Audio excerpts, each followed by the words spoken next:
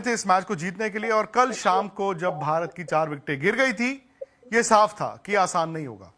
एक खिलाड़ी ऋषभ पंत की बात चल रही थी, ऋषभ पंत भी आउट हुए, और एक वक्त आपको याद होगा जैसे ही लंच ब्रेक ली गई, भारत की 8वीं विकेट गिर गई थी। उस वक्त भारत का 112 रन स्कोर था, मतलब खत्म, मैच खत्म। उसके बाद अगले 35 ओवर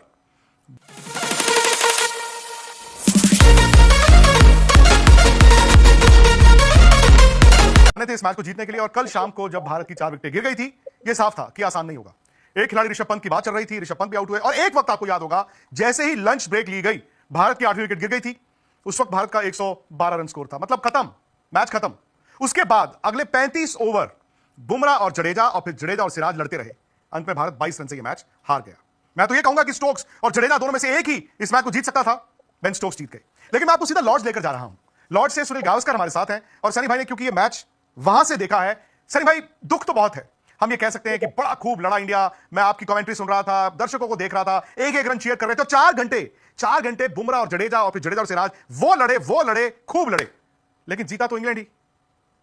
जी बिल्कुल। देखिए, कभी कभी नसीब की भी जरूरत होती है, और अगर वो भारत के साथ होता तो शायद ये जो निर्णय हमने देखा, ये जो नतीजा देखा, वो शायद अलग होता। देखिए, आखिरी विकेट की भी देखिए, नसीब की बात है। अच्छा डिफेंड किया था मोहम्मद सिराज ने, फिर भी गेंद थोड़ी सी घूमकर लेग स्टंप पर लग गई। और अगर इंडिया के बेल्स होते ना, यहाँ के बेल्स काफी लाइट है, इंडिया के अगर बेल्स होते तो वो वहां पे स्टंप पर होते, और सिराज अभी भी बैटिंग करता और शायद भारतीय टीम को जडेजा के साथ जीत दिला देता। पर नसीब की जरूरत होती है। इंग्लैंड के पास थोड़ा ज्यादा था नसीब।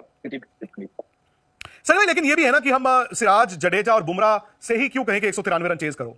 चौथी इनिंग में सनी भाई अगर कोई कहता कि लॉर्ड्स टेस्ट मैच में इंडिया को 193 का टारगेट मिला है, हंस के ले लेते हम। जी बिल्कुल। पर ये भी हमें ध्यान में रखना चाहिए कि 5वें दिन जब खेल होता है और छोटा टारगेट चेस करना होता है, तो उसके लिए अच्छी शुरुआत की जरूरत है। वो शुरुआत भारतीय टीम को नहीं मिली। जायसवाल जल्दी आउट हो गई। जायसवाल एक ऐसे खिलाड़ी है, अगर वो थोड़ी देर के लिए तो एक 25-30 फटाफट कर लेते तो मतलब 190, तो अगर 40 रन कम हो जाते कल ही, तो फिर फर्क पड़ जाता। पर वो जल्दी आउट हो गए। उसके बाद करुण नायर भी आउट हो गए। शुभमन गिल जो इतने बढ़िया फॉर्म में है, वो इस मैच में कुछ कर नहीं पाए, तो उसी की वजह से भारतीय टीम को ये जो जीत हार का सामना करना था। सर, क्या ये कहना गलत होगा कि कल जो इंडिया की 4 विकेटें गिर गई थी, मैच इंडिया का ड्रेसिंग रूम वहां पर गिव अप कर चुका था? नहीं, बिल्कुल नहीं, क्योंकि ऋषभ पंत आने थे ना। ऋषभ पंत को बल्लेबाजी करनी थी, तो ऋषभ पंत जब जिस टीम में होते हैं, वो मुझे लगता है कि वो टीम कभी भी हार मानने के लिए तैयार नहीं होती है। वो जानते हैं कि ऋषभ पंत एक ऐसे बल्लेबाज है, एक ऐसे खिलाड़ी है, इतने चीयरफुल है, इतने पॉजिटिव खिलाड़ी है कि जब तक वो है मैदान पर, तो सब जानते हैं कि भारतीय टीम संघर्ष करेगी। और उनको तो आज बहुत ही बढ़िया गेंद का सामना करना पड़ा। जोफ्रा आर्चर ने जो गेंद डाली थी, उनको एंगल से गेंद थोड़ी सी गिर गई और फिर थोड़ी सी बाहर निकल गई, जिससे बाहरी किनारा को छुप कर ऑफ स्टंप ले गई। पर बहुत अच्छी गेंद थी। पर जब तक ऋषभ पंत है टीम में, तो आप जानते हैं कि मैच कभी भारतीय टीम के लिए कभी गया नहीं होता। सर भाई, इससे पहले 2 टेस्ट मैचों में इंडिया ने बड़े रन बनाए, हर बैट्समैन ने रन बनाए। कंडीशंस यहां पर पहली बार टेस्टिंग मिली, और शायद एक दबाव चौथी इनिंग का, वो आपने सही कहा कि होता ही है। इंग्लैंड शायद एक ऐसी टीम है जो चौथी इनिंग चाहता है कि लाओ टारगेट, बाकी टीमें नहीं चाहती हैं। तो ये दबाव में जिस तरह भारत की बैटिंग बिखरी है, क्या आप वरिड हैं? क्योंकि ये एक लंबी टेस्ट सीरीज है।